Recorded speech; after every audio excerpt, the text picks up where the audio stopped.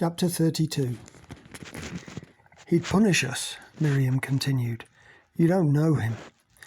It wasn't like this when we got here. The Lord was still in him. We all prayed together. She tried again to hold back the tears, but failed this time. We were a fellowship, she sniffed. How many of you are there? 7. 6 girls and him. There were 7 of us, she told him, but 6 weeks ago, Letitia died while giving... She dissolved in tears. We couldn't do anything for the baby either, she choked. Stillborn. Mac said nothing. He's made us all pregnant. We daren't say no to him. He's got this leather belt with a brass buckle. She bowed her head, tears flowing freely, broken by the confession. Is Everton the only man here? There were 3 once. I became close with one of them, a beautiful, gentle man. He was at the summer camp when, he said he'd been called to be a missionary. Any Christian girl wouldn't have needed to look twice at him for her husband. Anyway, we leant on each other and we fell in love. I fell in love with him anyway. He never said, she sobbed. Mac looked over at Everton. He hadn't noticed Miriam's distress, but Mac realised it would only be a short time before he did. What happened to him and the other man? A deep sigh croaked out of Miriam. She closed her eyes and bowed her head for a moment. When she looked up again, her tear-streaked face was tougher. Everton murdered him. Hell's bells, Mac exclaimed. Probably both of them, she said, still standing stiff, her voice resolute. Jacob and Everton went out together one night to get some supplies, but only Everton came back. He said Jacob had decided to leave us, but he never would have. Martha and Hannah, both of them had eyes for him. I thought he'd probably choose Martha. Only Beth preferred Everton to the other men. The rest of us saw he'd gone to the bad. And Nathan? She took another deep breath before speaking. Nathan was a kind man. A peacemaker, she began, a catch in her voice this time. He wasn't a fighter. He always tried to smooth things down, look for ways that helped us get along. He saw the good in everybody. And he couldn't see what Everton had become, Mac asked. Miriam nodded, her eyes downcast. That's right. There was a big argument between them. Everton started it. He was provoking trouble all the time by then. It was about me. Nathan wouldn't let him drag me upstairs. Miriam's eyes were wet now, her voice high and reedy. Jacob was already gone by then. Nathan tried to reason with him, like he always did. Everton started hitting and kicking him this time. Nathan didn't know how to fight, but when he tried, Everton pulled out this huge knife. Her eyes closed, forced to relive the moment. Face screwed up to hold back the inevitable tempest. We'd been screaming at him to stop, but as soon as we saw it, everyone was frozen. Miriam bit her bottom lip, her face trembling. If only I'd done something, she groaned, ragged and broken. I might have saved him.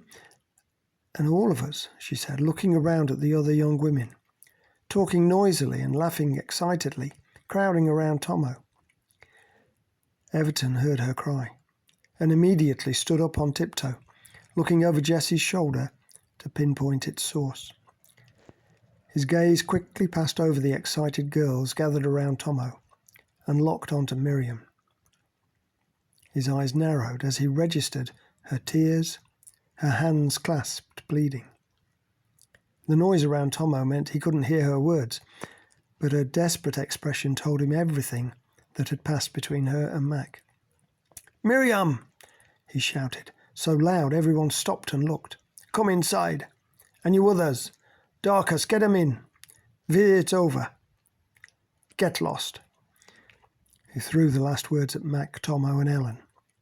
He stood, rigid, facing them defiantly, waiting for the girls to pass behind him. Miriam shuddered at Everton's words. "Please help us, Mac," she pled. "Please help. I'll get another leathering for this." "Get in the house, woman," Everton demanded. Mac took a step towards Everton. "Hang on a sec," he began. But the tall man also took a step forward, reaching down to his sheathed knife. "Mac, no!" Ellen shouted. Mac hesitated, then stepped back. Everton grasped Miriam's plait and roughly pulled her back towards him. The flower snapped in half and fell to the floor. He released her, and she ran sobbing back to the farmhouse. The two men stared at each other. "Proud of yourself?" Mac said acidly. "Proud of yourself?" Everton countered. "What are you going to do to Miriam?" "None of your business." Neither moved. The sunshine disappeared behind a cloud, darkening Everton. Birdsong decorated the air. The long grass shivered in the breeze. Tomo tugged at Mac's jacket sleeve. "It is none of our business, Mac. Let's go." Mac had no answer. He turned and moved towards the bikes. "And don't come back," Everton threw out. "Hero!" Mac stiffened as though he'd been slapped and began twisting back. "Come on," urged Ellen, pulling Mac away. Tomo walked backwards, watching Everton as they retreated. As they came to the hedge that would end their view of the farmhouse, Mac looked back. Everton was still standing looking at them, hands on hips, head cocked. "What the hell were you playing at back there?" Ellen asked, incredulity mixed with anger in her voice. He repeated his conversation with Miriam. "The scheming little bitch," Ellen snapped. "Playing the damsel in distress card. Did she flutter her eyelashes too? Undo her top button? Or maybe she patted her pregnant belly?" I didn't notice," Mac replied, nonplussed. "I know what you're thinking, Mac," Tomo interceded, "but we can't take any more lame ducks. 6 pregnant women. I mean, we don't even know if we can feed ourselves this winter." "Yeah, I suppose, but it doesn't feel right," Mac argued. "Feel right?" Ellen shouted in disbelief. "Feel right? Mac, you could have been killed if you'd made him fight you. Then where would we be? Feeling right is a luxury we can't afford." "But he's won, and he's a murderer and a rapist." "So what? You're not in the Magnificent Seven. It's us that's won. We still have our men." Mac didn't speak until they neared the manor house. "I think they must have a food store of some kind," he said, "in the woods behind the house." "They do," confirmed Tomo. "It's a supermarket container. They found the lorry on the 515 and drove it here." "You sweet-talking devil," Ellen said admiringly. "I never even thought of that. Never even occurred to me," Mac said. "Once we emptied the shops in Lancaster on our scavenging jolly, I figured that was the end of it." "Me too," Ellen agreed. On the ride home, they began making plans to search for abandoned lorries. But as soon as they entered the house, they were met with uproar and confusion. The noise of footsteps running up and down the stairs and frantic female voices filled the air. Linda called out from upstairs, "Will you lot keep it down? I'm trying to get her off to sleep." They dashed up the stairs together. Linda must have heard their voices and came out of one of the bedrooms, closing the door behind her. "Thank goodness you're back. Those silly geese won't listen to me. All they do is argue about who has to do the cooking." "I'll take care of that next," reassured Mac. "But what's happened to Joan?" They were interrupted as Carol's head appeared at the bottom of the stairs. "Ask Joan if we've got a potato masher, will you?" "Will you keep the noise down?" Linda hissed down the staircase. "Yeah, sorry, but we don't know where anything is." Can't you send Nicola down to help? For goodness sake, leave Nicola to sit with Joan. Just get on with it, can't you? All right, Carol snapped back, exasperated, but dinner's going to be late then, very late. Joan, Mac repeated, what happened? Wish I knew, Linda said blankly, her hands wide as if in surrender. What? You're the medic, aren't you? Jessie demanded frantically. If only, Linda answered. Look, she collapsed a few hours ago. But Linda said she'd been odd all day, pottering about, confused. What was it? A stroke? Mac asked.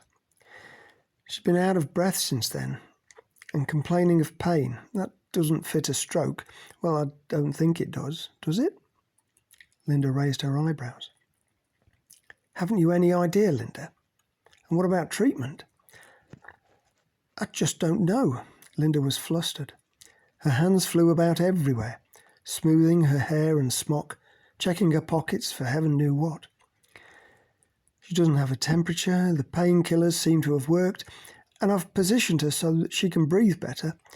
Oh, I just don't know, Mac, she repeated in a wearied tone. I'm out of my depth. Keep on doing your best, Linda, Mac said. We haven't got anybody else to turn to, after all. You're it. Watching Linda's jaw drop, he added quickly, what I meant was, nobody will be criticising you. Whatever you think, we'll back you up.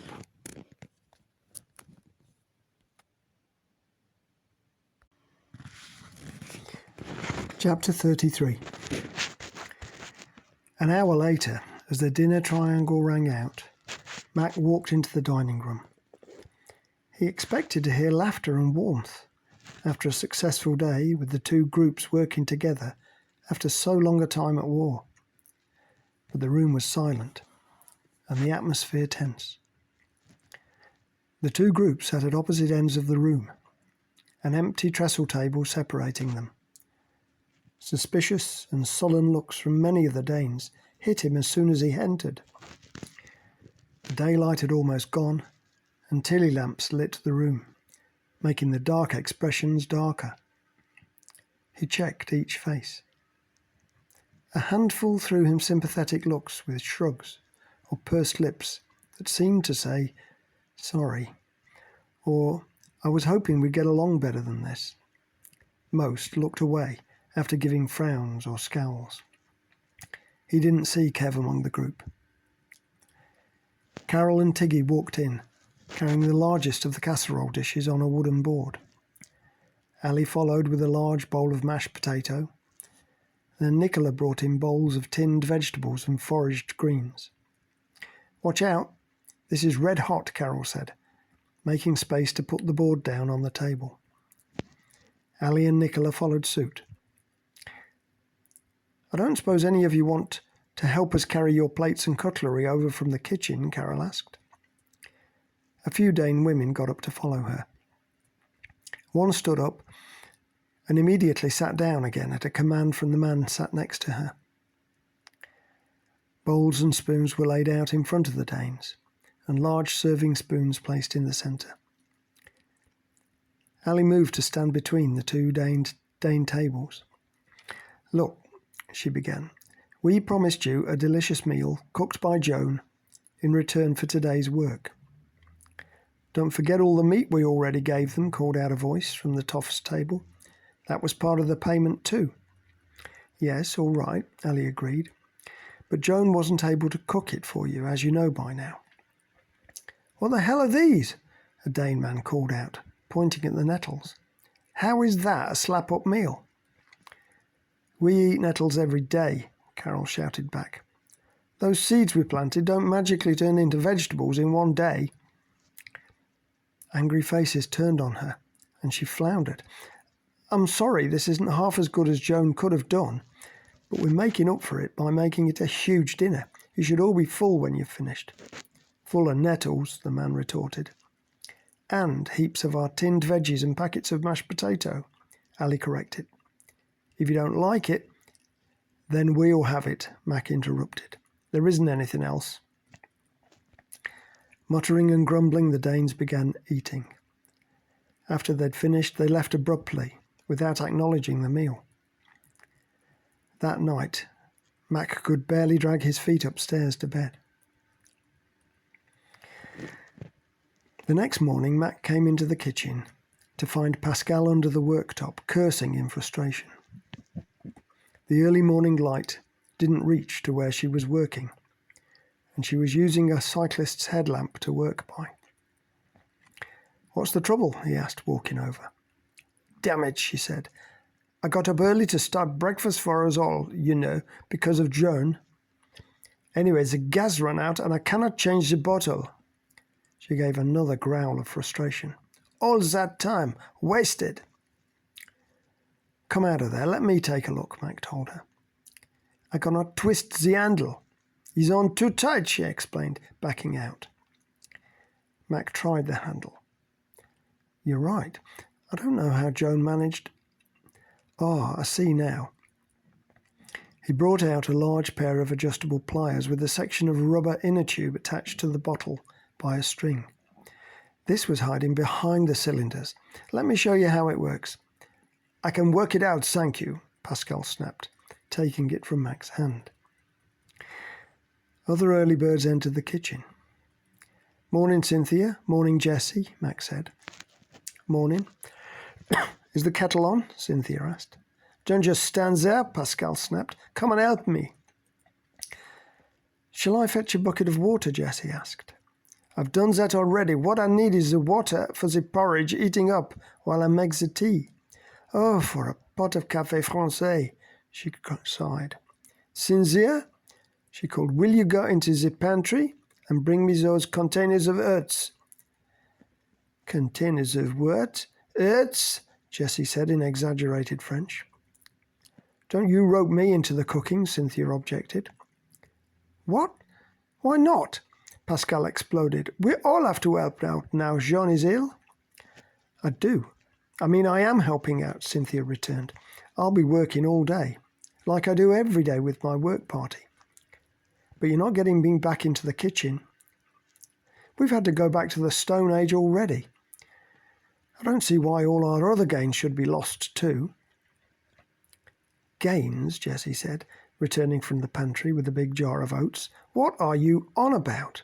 On your soapbox again, Germaine? Do you want to be the next woman Prime Minister? Or General?" she mocked. "Gains? Have you been keeping up with current events?" "I know, we'll have a women-only shortlist for mucking out the pigs. When we get some, that is." "She thinks it's beneath her," Pascal mocked. "Cynthia imagines she is an engineer or a coal miner or something manly. We all know she was just a social worker. Nothing manly about that." "Not even a social worker, I hear," Jessie joined in. "Social worker's secretary or receptionist or something." "Administrator," Cynthia corrected, "for a whole social work department. Not that it has the slightest relevance to my point." "Administrator, whatever," Jessie jeered. "Traditional man's job, eh? It's about time you stopped dreaming and woke up, Cynthia. Trying to divide us, get us to fight each other. We need to pull together if we're going to make it." Absolument, Pascal chimed in. "Vive la différence." "Yeah.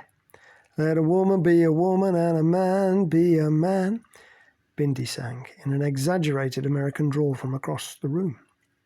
"Unlike you, Cinders, I'm proud my mum taught me how to cook a Sunday dinner," Ali joined in.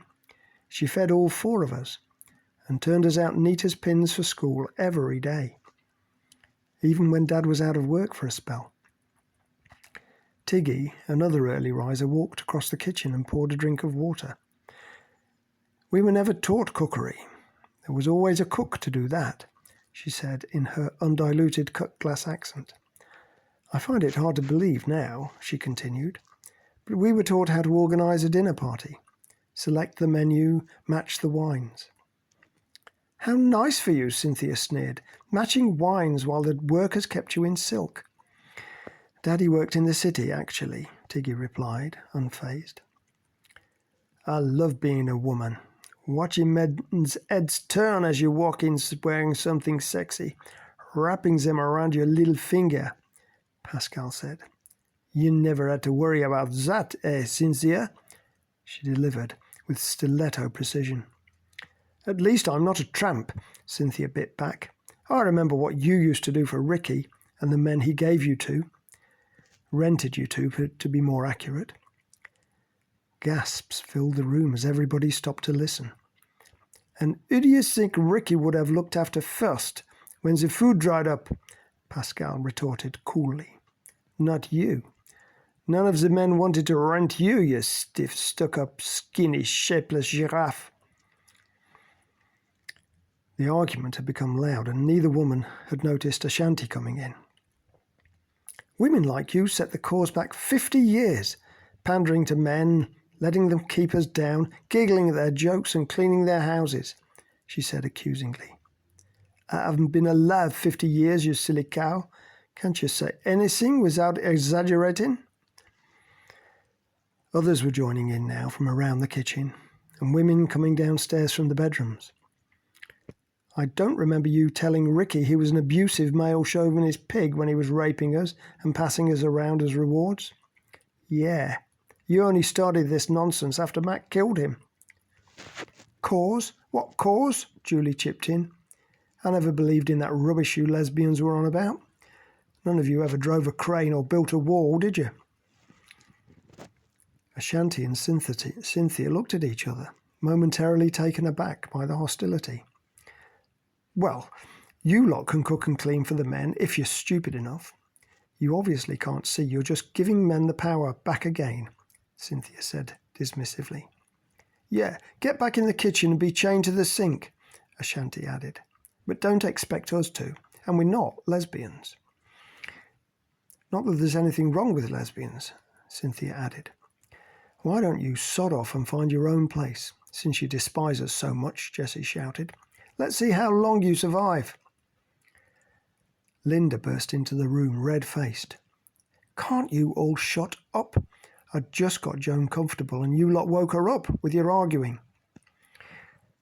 Pascal looked at Jessie and winced. Jessie's head dropped. Sorry, Linda, she said softly. How is she doing? Not any better, Linda said. Bit worse, if anything. She's never conscious for long, not drinking anything. I don't know what to do. Cynthia and Ashanti left, taking their jackets and work boots to put on outside. Nobody spoke.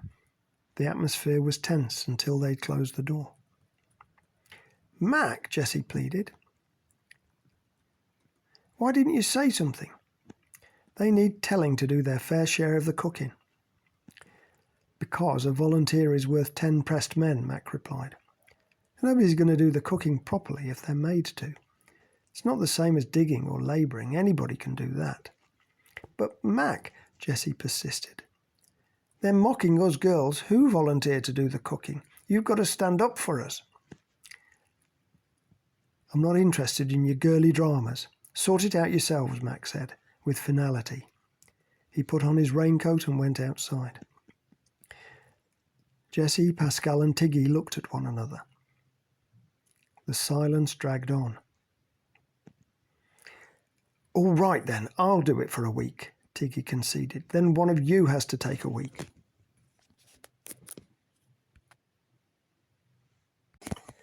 Chapter 34. Mac waved as the Land Rover disappeared out of sight, descending the steep dip the farm track took before it joined the metalled road to Danebridge. Dust blew up above the track in a hanging grey cloud that dissipated after a few seconds. James's work party had set off to dismantle a greenhouse at a nearby farm and bring it back. Daz had set that as an important job a week earlier, but it had taken that long before they'd found time for it. As the sections arrived on the trailer, Lenny and Mandeep would carry them over to where Mac and Alex were to rebuild them. Until then, the men moved heavy items Linda and Tiggy had requested. Tiggy had asked for the chest freezer James had finished repairing to be moved to the wood store, the closest place to the house with electricity from the generator. Colin's so hopeless, Alex said. He didn't even know what the claw on the claw hammer was for. Mac grunted, lifting one end of the chest freezer, motioning for Alex to lift the other. Yeah, he was prepping me and Tomo's frames for the new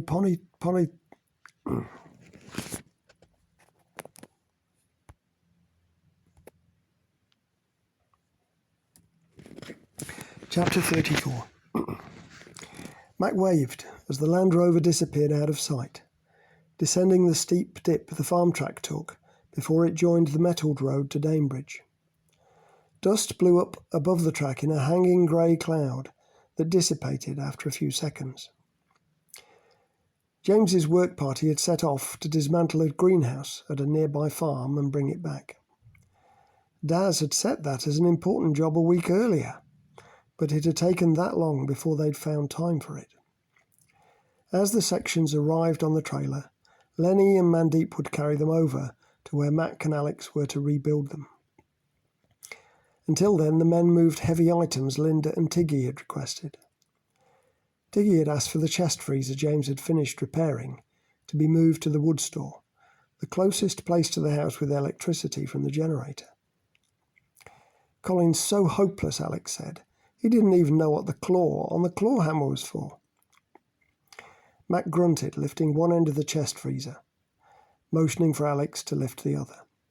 Yeah, he was prepping me and Tomo's frames for the new polytunnels, trying to take out the old nails with a screwdriver and pliers. What happened then? Mac asked, resisting the urge to criticise. I showed him, and he did all right after that. Good. Well done. The next job on the list is those large Calagas cylinders. Mac and Half-Screw spread the map out on the table, and the two girls gathered round. A breeze gently ruffled its edge, and rays of the late afternoon sun filtered through nimbus clouds. Mac drew his finger across the map. 2 miles from us is this row of houses we never noticed before. See? Mandeep and Stella nodded. What's that? Mandeep asked. Looks like a trellis. It's the symbol for a glass house, like a greenhouse. So it could have been a nursery for flowers, he shrugged, but it could have been a commercial greenhouse. And if it was, well, let's not tempt fate, but there could be something of value there. All right, Stella said, do you want us to check it out? Is that why you're showing us? Yes. They could both be checked on the one trip. What I'm really hoping for is spuds. 1 or 2 of those houses could easily have had a vegetable garden. We're in the middle of the countryside, after all. But hold on a minute, Mac, Mandeep protested. We're worked off our feet already. We're working all the daylight hours as it is. We don't have the manpower spare to go on a wild goose chase.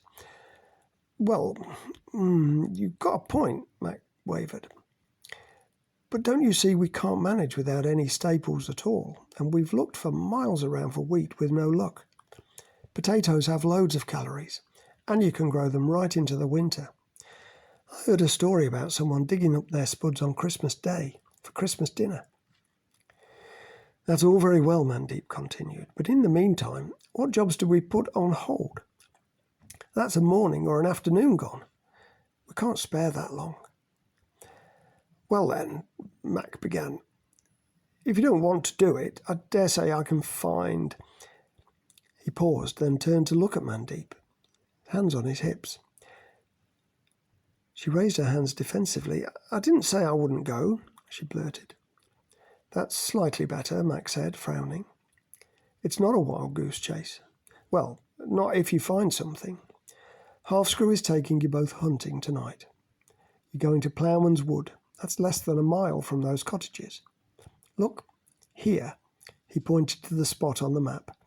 The 2 of you go there first, while you've got the daylight, and then helps finish setting up the hide with Half-Screw. Ashanti heard the dinner triangle ring. She closed the coal frame lid and picked up the pile of weeds she'd pulled out. She set off for the manor house. Are you coming, Cole? She shouted across to the raised beds nearby. Colin looked up from the bed he was attaching a trellis to. "Tell them to keep it hot for me, please. I'll be a bit longer. I don't want to leave this half done. I'll come as soon as I've finished." Asante shrugged and continued to the incinerator, dropping the weeds in. The following morning, Tiggy squinted out of the sash window behind the sink as she stirred milk powder into a jug of cold water. The sun was only half an hour above the horizon, filtering through the highest trees, topping the hills that rose up beyond the manor house's fields. "Lady Carol," she sang out, "your knight in shining armour is outside." Whistles and cheers followed Carol through the door into the morning sunshine. "Do you want a cup of tea, Daz?" Carol asked, fussing around him.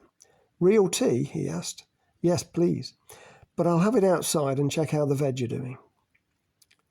He walked out with Carol trailing behind. "I wonder if Rosie knows he's here again," Ali asked. "She must do," Jessie said. "You always know where Mac is, don't you? Even when he's with, you know what I mean." "Yeah," Ali said quickly. "He sometimes has breakfast with her. Or has her in his work party. I know when he's doing that. But whose bed is he in every night?" she finished triumphantly. "Have you finished having breakfast on this table?" Colin came in the kitchen from outside, carrying a holdall. "I've got a ton of jobs today, including fixing this wobbly top and broken rail." He shook it from side to side, demonstrating. "You'd think someone had been shagging on it." He raised his eyebrows suggestively at Maria. "Oh, you dirty dog," Cynthia said disapprovingly. "We have to eat on that." "I don't know what he's talking about," Maria said. A chorus of whoops and whistles showed her what the women thought about that. Colin dragged over a couple of chairs and arranged his tools on them. He passed a saw and hammer to Maria. "Just hold these for a moment, would you?" he said. "What for?" Maria asked, taking them. "So I can do this," Colin laughed, slapping her bottom with a resounding crack. Maria reddened. The room erupted. Carol came back inside, saying, "Is that tea brewed yet?" and noticed Maria's embarrassed look. "What did I miss?" "Nothing," Maria said, rushing out of the kitchen, covering her red face. "A likely story," said Carol, pouring 2 mugs of tea from the pot and carrying them outside, opening the door using her elbow. "No, you need to sow those seeds indoors, under glass, that is. Even this late in the year," Daz insisted. "But it says on the packet they can go into the ground now. It is the beginning of May, isn't it?" Carol argued. "Does it feel like the beginning of May to you?" Daz raised his voice, even more, becoming irritated. "What's the point of my coming over here to teach you when you never listen?" "Sorry," Carol said placatingly. "I'm trying to learn, aren't I?" "The packets are sold all around the country. They're only a rough guide. I know when it's warm enough to sow marrows and pumpkins outdoors. Something's changed with the weather. This week used to be plenty warm enough, but it isn't this year." "All right, indoors it is." Carol began filling potting trays with compost from a large sack they'd found on the very first scavenging trips. "At least it's warm enough that you don't need to heat the greenhouse overnight anymore," he said. "I never needed to do that in April before." "Probably just as well," he said, swishing a silver drum from side to side, checking the fuel level. "The paraffin for the heaters is going down quicker than I thought." "Yes, darling," Carol replied. "And after that, the tomatoes and peppers," Daz instructed, as he left the greenhouse. "I'm going to check all the outdoor rows. Then I'll plan the day's work for us both." "I'm glad you came over today, honey," Carol called out after him. "You'll be even gladder tonight," he called back. Chapter 35. "Daz," James called out across the courtyard. "Hold on, will you? Can't you walk with me? I've got to go over the first field to check the peas and beans. Just a quick question. It won't take a moment.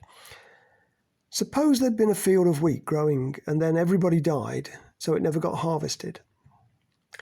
Then it would probably all fall on the ground and leave a mat of wheat where it fell. what didn't get eaten would grow the next year.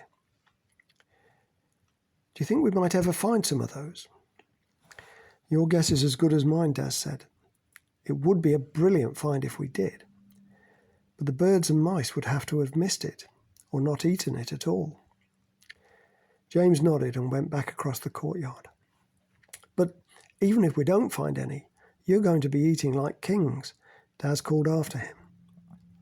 You'll need to build a lot of outdoor huts to store these vegetables, and start making some wine to turn into vinegar. Vinegar? James stopped and called back. What for? Sounds like a waste of good wine. For pickling and preserving all the extra you're going to have, of course. Daz finished pricking out a tray of seedlings and placed it on a shelf. He pulled Carol over and wrapped her up in his arms, kissing her. Take a little break, honey, he said. Glad to, she said. Work can wait. Your lot have been busy since we all came over that day, he said, looking over her head at the cleared fields that had been overgrown. That was about a week ago. She breathed, stretching to nuzzle into his neck. 8 days. Yeah, we worked hard to do all the things you said we needed. Preparing a strip of field for the first seedlings to plant out, making more raised beds, turning the compost. And the weather has been kind to you too. I mean, honey, Carol interrupted him. Daz's eyebrows rose, recognizing that tone of voice. Yeah?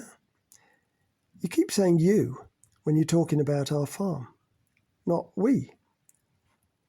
Obviously, because I'm not one of you. I'm from the Danes, remember? Wouldn't you like to join us, though? Daz stammered. You mean leave Rosie and Gary and come and live here? Exactly. Oh, well, what do the others say? Like Mac, doesn't he have to agree to it? I'll convince him, Carol said. If you want to, that is. Her examining look was as inescapable as Coldit's. Well, Carol's hands were on her hips. The greenhouse door opened and a stiff breeze blew in, followed by Colin and Ashanti. Not interrupting anything, are we? Colin said. You dork, obviously we are, Ashanti said. Sorry, Carol, we'll come back later. No, we won't, Colin said. Sorry, Daz, sorry, Carol, but we've finished helping James's party and he sent us to you. Have you got any jobs for us? Fetching and carrying for Ashanti and fetching and carrying for you too, she bit back. Yes, me too. Unless you've got any carpentry jobs, or building, like a wall or a fence. Can you do those? Daz asked. I'm a bit slower than the other guys, Colin confessed, for now, that is, but yes, I have learned how to do them. All right, follow me then, Daz said, and loaded them with trays of seedlings before leading them across the field to the nearest empty raised beds. 4 plants from this tray go in around the sides of each one from that one, he said, indicating 2 of the trays to Ashanti. For you, Colin, there are these beds that aren't finished yet. He pointed out several frames without sides and some planks laid nearby. Take advantage of the good weather. Would you mind finishing them off, and then you and Ashanti can fill them all with plants? He set off back, but stopped and turned to Ashanti. Come back for more trays when you've finished. You should be finished by lunchtime. Carol walked across the candle-lit common room with 2 mugs of hot chocolate to where Daz sat in one of the armchairs. In the corner, Alex sat on the sofa playing Beatles and other popular songs on his guitar. A group of women were around him, singing along, sprawled on the floor in front of him. Tiggy lay on the sofa next to him, her head on his free leg. Carol squatted down into Daz's lap and passed him the mug. She hummed and sang along with the music. Sweet burning love, it's deep inside, you must not hide. This is so cozy. I want to stay here forever, darling. Can you stay tomorrow as well? Sorry, no, Gary said to come back tomorrow. Shame. I'll have to make the most of you tonight then. She nuzzled into his neck, kissing his neck and jawline. No words for my love. You taste sweaty, you hard-working man. No time for a shower tonight, though. Come on, bring your drink upstairs. She slid from his legs and held out her hand for him to take. Dane opened the farmhouse Dane gate and made his way to the garage, where Gary usually worked. Sure enough, he had a spade with a broken handle in the vise and was clearing out the snapped section with a brace and bit.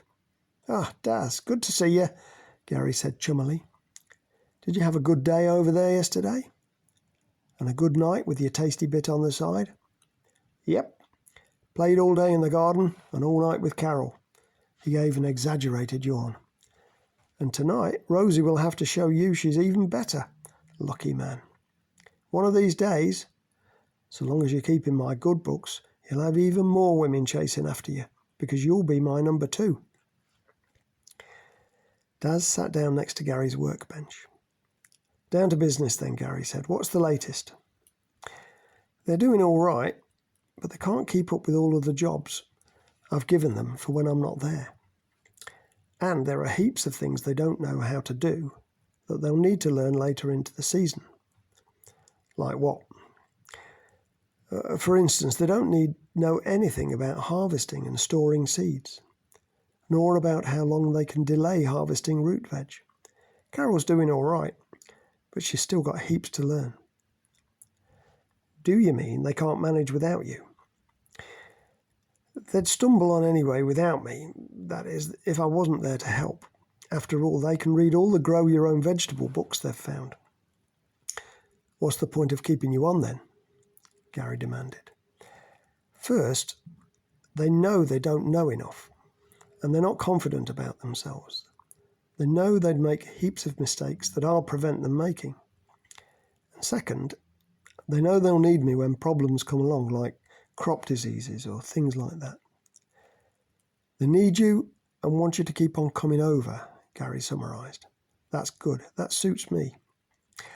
I just thought of something else, Dad said. Once in a while, I could give them a solution to something they've been struggling with. I could make them wait and struggle so that when I fix it, they'll realise they can't do without me.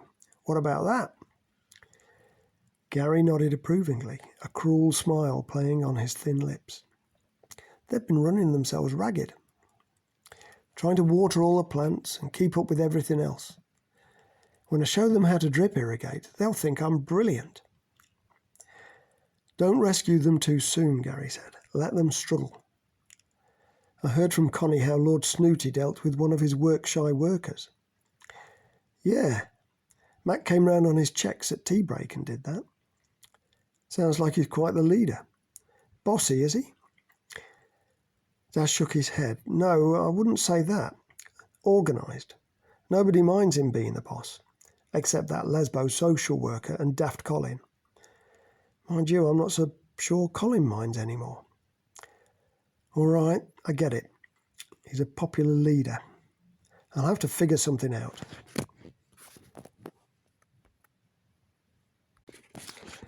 Chapter 36.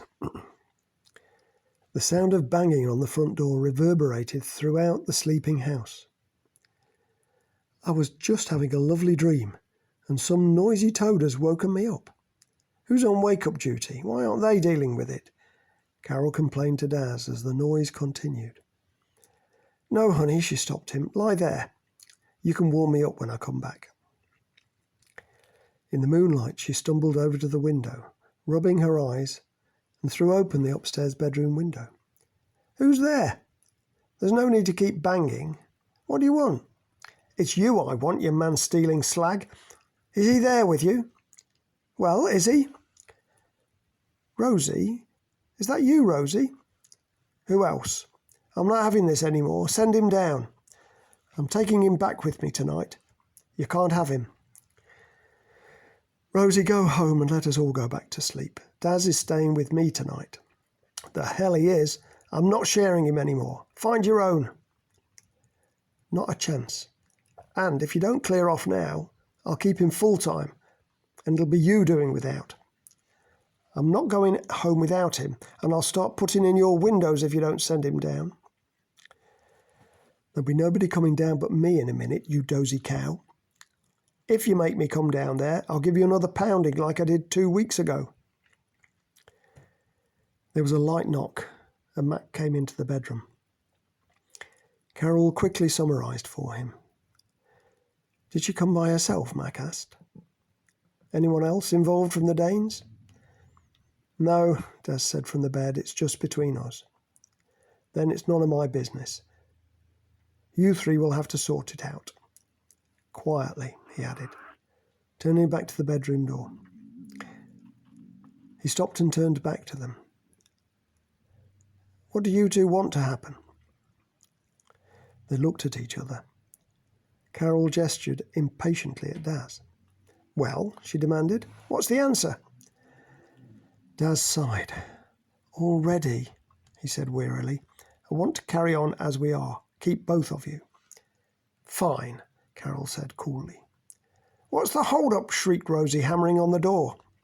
Send him down to me. I'm out of here, said Mac. Good luck, he nodded at Daz. Just one thing, he said, pausing again. Don't forget we have a truce we need to keep. Carol walked to the window. Me and Daz are coming down. And forget what I said about pounding you. We're going to sort this peacefully. She stepped back from the window and said softly, and count yourself lucky. She turned and waited for Daz, who was pulling on his boots. The following morning brought gusts of cold wind, making the polytunnel panes strain and snap like sails. High grey rain clouds raced across the sky, hiding the sun, threatening to unleash their loads. Daz pulled on a pair of gloves before he pushed a wheelbarrow full of compost into the working area built in the lee of a polytunnel. This compost can be used for the larger pots to finish plants off in before they go in the ground. Daz indicated the fields with a sweep of his hand. It'll have weeds in it, but we don't have enough time or people to sterilise it. We'll just have to do more hoeing during the growing season. The other thing is there are still too many little sticks and roots that haven't rotted down yet. They need taking out first. Rosie, that's your job. And pass the finished buckets to Carol to pot up with. As he finished speaking, Mac and Nicola came around the greenhouse. Mac was carrying the large teapot, and Nicola a tray with mugs, powdered milk and sugar. Morning tea! Nicola sang out in her familiar sing-song voice. Teams had become used to hearing her before the teapot arrived at their work site. You're the last party on the tea run, so I told Nicola I'd carry the pot and check on you at the same time, Mac explained. They sat down on a pile of railway sleepers left over from the day the Danes volunteered. Rosie, won't you be missed back at your place? Haven't you got work to be doing? We always have, Mac asked. Nope, we're not as organised as you are. There's nothing happening this afternoon except fishing and hunting. Maybe egg collecting, if there are any. Oh, Mac said. I didn't realise Gary wasn't... Mac, Carol interrupted. You know how we've always got too much work and not enough bodies? She continued, not waiting for an answer. What about Daz and a few others moving over here to live with us? Mac poured a mug of tea from the pot and handed it to Daz. Rosie held out her own mug for Daz to fill after his own. I've been thinking about that, but, it doesn't seem fair on Gary or the Danes to poach their best people. Suppose the rest of them couldn't cope anymore. True, there are some lame ducks at our farm. They never pull their weight, Daz confirmed. If Gary were to lose Rosie and me and Chris and a few others, he stopped, looking awkward. Anyway, where were we? Trying to solve our never enough workers for the work problem, Carol reminded him. You're the expert, Daz. How many people can we feed now we've got the polytunnels and all the vegetables? Mac asked. And you, of course, you're the most important ingredient. Daz looked away, his face pained. That's a funny face you're pulling, Mac said. Are you trying to look modest? Nah, it's nothing. Anyway, you mean how many people on top of everybody already here, right? You're thinking of taking some of us Danes. Inviting some of you. Yes, Mac nodded. You're having a rough time of it, aren't you? Too right, Rosie chipped in. Daz flashed her a look, which Mac noticed, furrowing his eyebrows, confused. Yeah, you could say that, possibly, Daz said after a pause. Sometimes, I suppose. I see, Mac said, sounding as though he didn't. We can't handle all the extra work you've made for us, Daz, Mac said. Not that we're complaining, he smiled. But we have no idea how many more people we'll be able to feed. Taking too many would be just as bad as not enough. It's not just the food, Mac, Rosie said. It's how he treats us. No, never mind shushing me, Daz. She turned to Daz irritably. It's true. If we don't do what he wants. What he wants? You mean what's going to get us all fed, don't you? Daz rolled his eyes. No, I mean what he wants, Rosie said sharply. What about Jilly? Remember how Simon said he'd lost her in the woods that night? And she came back the next morning blue with cold. He got her lost, deliberately on Gary's orders. That was to teach her not to argue back. Yeah, well, he's the boss. She can't do as she pleases. Somebody's got to steer the ship, Daz said, shrugging. Can't you even remember what she was arguing about? Rosie said, exasperated. She wanted to check the traps before it got dark, not the following morning, because so many scavengers steal the birds overnight. And if she'd just shut up and let him say it first, everything would have been sweet. She got herself in hot water by trying to be in charge. What? Are you serious? Rosie slapped the table, making the teapot lid rattle. Why on earth does Jilly need Gary's okay for when she decides to do her jobs? Why does he have to have the last word on every little thing?